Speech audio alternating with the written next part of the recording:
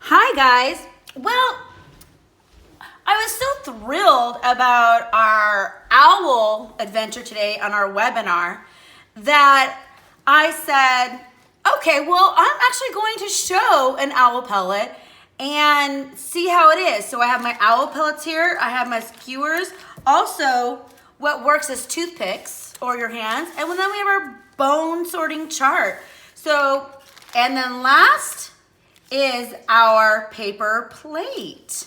Now, this is where the experiment's going to be, but I'm not going to do it. I already did it, and I'm going to be honest, it didn't record. So I did have my fun, but this is one of Mr. Hughes's favorite science projects, and he's here now, so we're going to redo this, but Mr. Hughes is actually going to be the person who's going to show you, and I'm going to be the co-teacher on this. Mr. Hughes, hi. Hey, how's it going? Good. We have everything set up for you, and so I'm going to go ahead and give you the teacher chair. And I'm going to let you be able to pick your own owl pellet.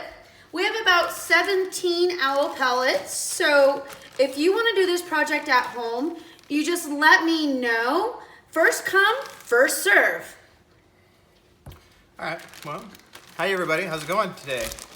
So I'm gonna step in here and do a little substitute teaching for Mrs. Hughes on the owl pellets. And as she said, this is one of my favorite things to do. Looks like I found a pretty good one right here. It's a nice kind of medium size, as you can see in the bag. Some are smaller and some are bigger, and that sometimes can tell you what type of owl it's from. But sometimes it can tell you just that that's the amount of food that they had to eat. So it kind of varies, and generally when you're dissecting an owl pellet, which I think by now you probably know this is owl puke, it's basically like a hairball, like a cat spews up a hairball when they get too much hair in their throat.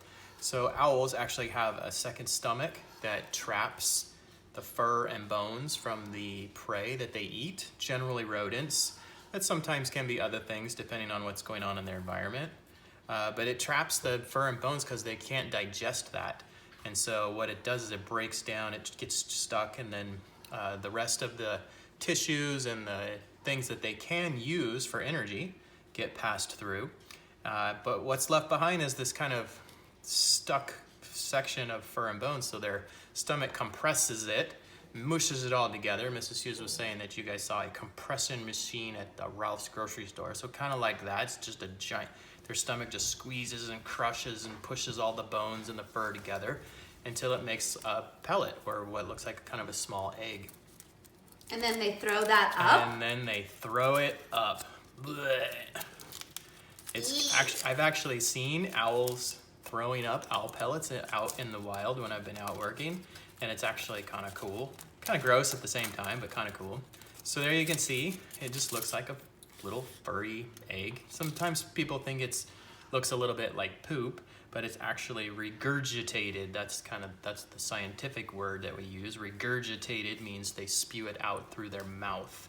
And so they basically throw it up. And generally out in the wild, it would just kind of land under the tree of wherever they were hanging out, eating their food.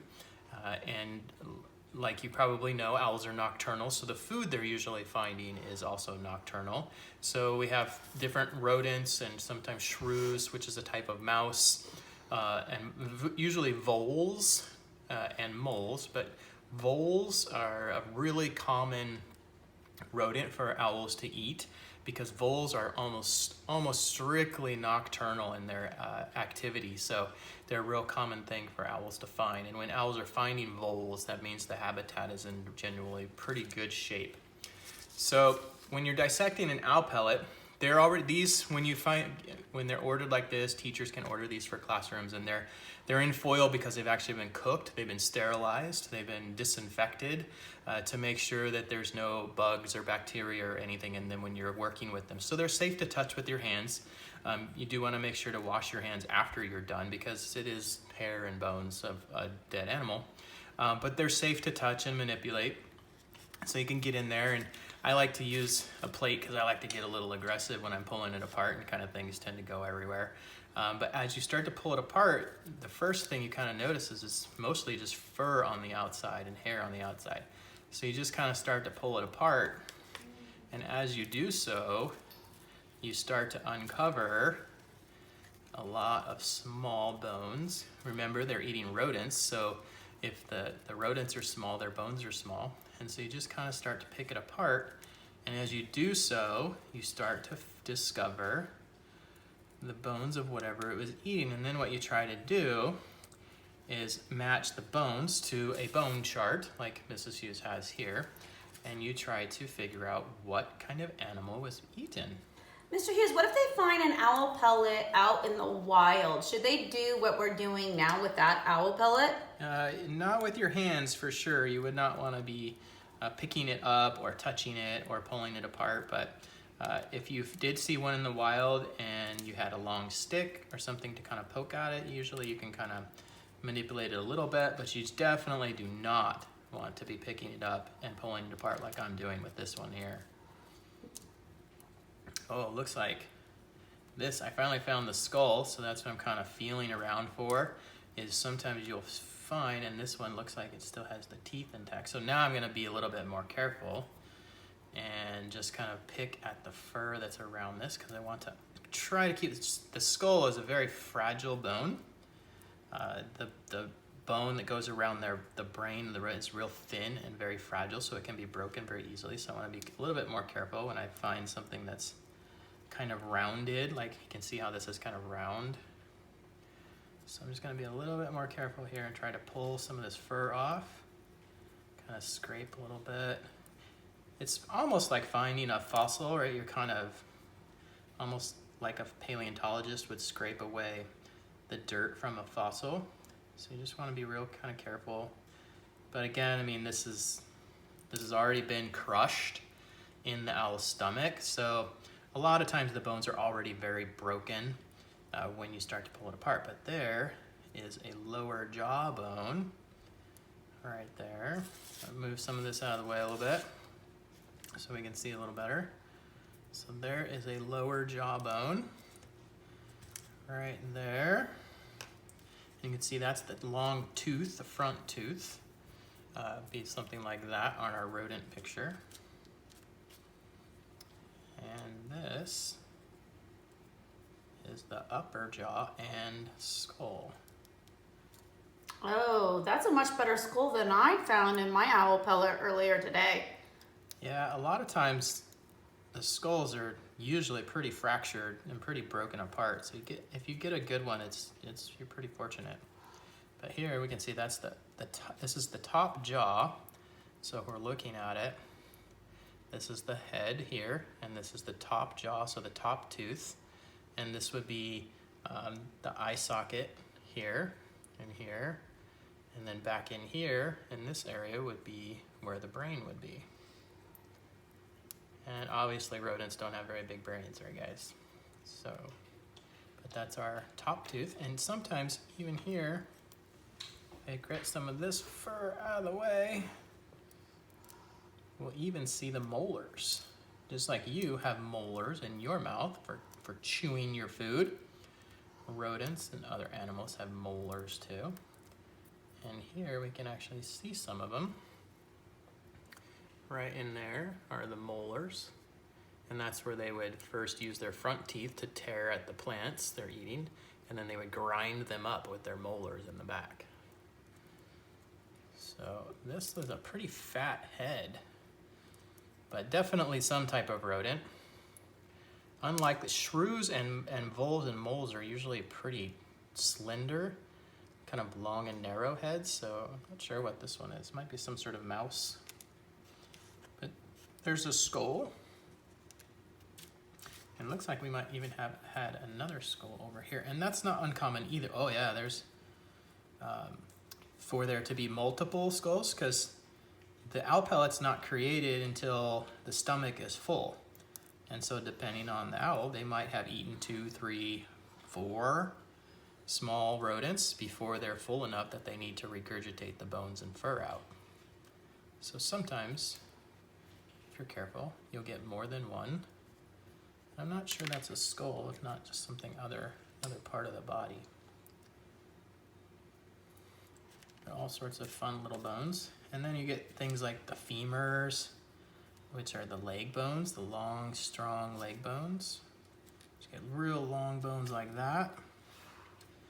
And sometimes you'll see where the hip joint is. You can see here where there's, whoop, careful when you blow, a little bit of a hole there, and that's a hip joint. So you can see like on our chart, be over here. See if I can find some ribs. Usually there's lots of little ribs. Oh, there's another leg bone. Yep, another leg bone. Looks like there's some small leg bones. The ribs are usually curved and skinny. So we just kind of keep pulling apart.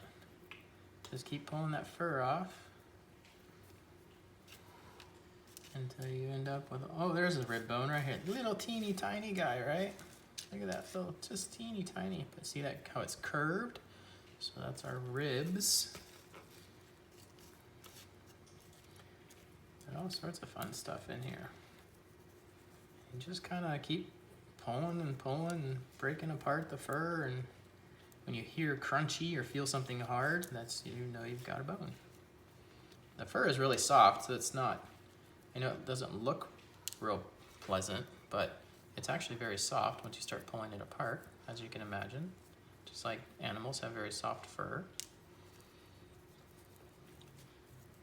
I know you can't make a pillow or a blanket out of it. Don't go there.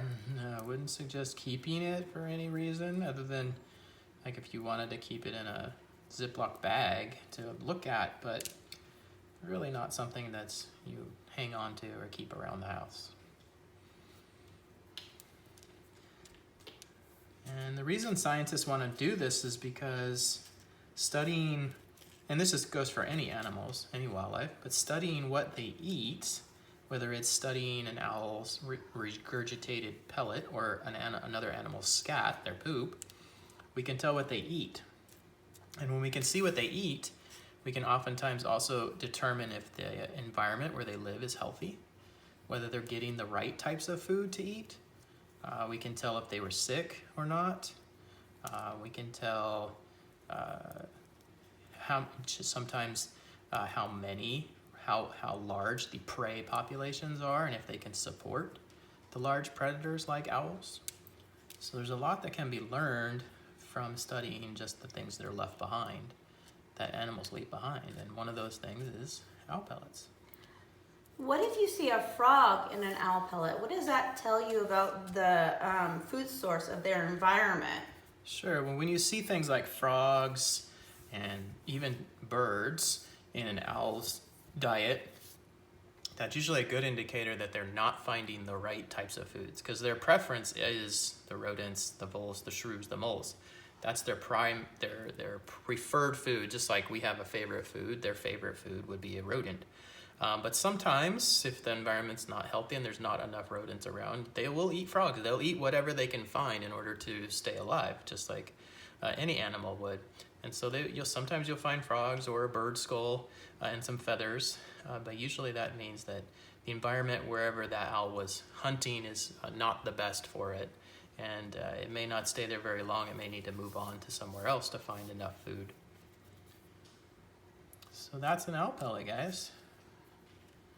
And then what you do is kind of the last step, once you think you've got most of the bones, is you kind of use your chart to kind of figure out, what kind of bone might I have?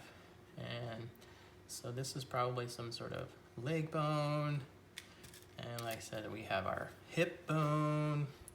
You can kind of see how it matches up with that type of bone. Obviously our skull, right? Our top of our skull there. And our bottom jaw. Another leg bone. Where's our ribs? Oh, here's our little ribs. Here. Oh, it has a separate spot. Yeah. I didn't even see that. There you go. And there's our ribs bones down here. Look how tiny that is. So is that a shrew in there too then? Yeah, I'm thinking it's probably some sort of shrew or mouse type rodent. Not really positive. It's you can guess and you can make a hypothesis. You can make an inference, but really sometimes it's it's just it. It's just a guess. So sometimes it's really clear because of the type of bones you're finding. For instance, if you found a bird skull with a beak, you know for sure that that's a bird. But the rodents oftentimes look a lot alike, so it's hard to know for 100% positive, unless you find something really distinctive in the skeleton. That's what I did with mine. I had to do a lot of hypothesis or guessing on the chart. And I'll send you a picture of that chart, guys, of my owl pellet. Yes, I did get my hands dirty. I did get in there, but sadly to say it wasn't filming. So I took a picture of it for you guys. Yep, and I can vouch for that. Oh, there's some vertebrae. Vertebrae are the backbones, right? The things that make up their spine. So usually they're just little teeny tiny pieces. They almost feel or maybe even look like a small rock or a seed, but they're just little tiny pieces that are actually make up their spine. So lots of fun stuff there. All right. Alrighty, well, thank you, Mr. Hughes, for leading our owl pellet little lesson. Once again, if you would like an owl pellet, I have about 16, 17 owl pellets left. If you don't want one, that's okay. At least you can enjoy this film and be almost like you did it with us. Because if we were in class, you would actually have to do it with a partner. So we'll be your partner if you don't want to do this. Okay, guys, thanks for watching this, and I hope you learned something and had fun with us and the owl pellets. Bye. See you later.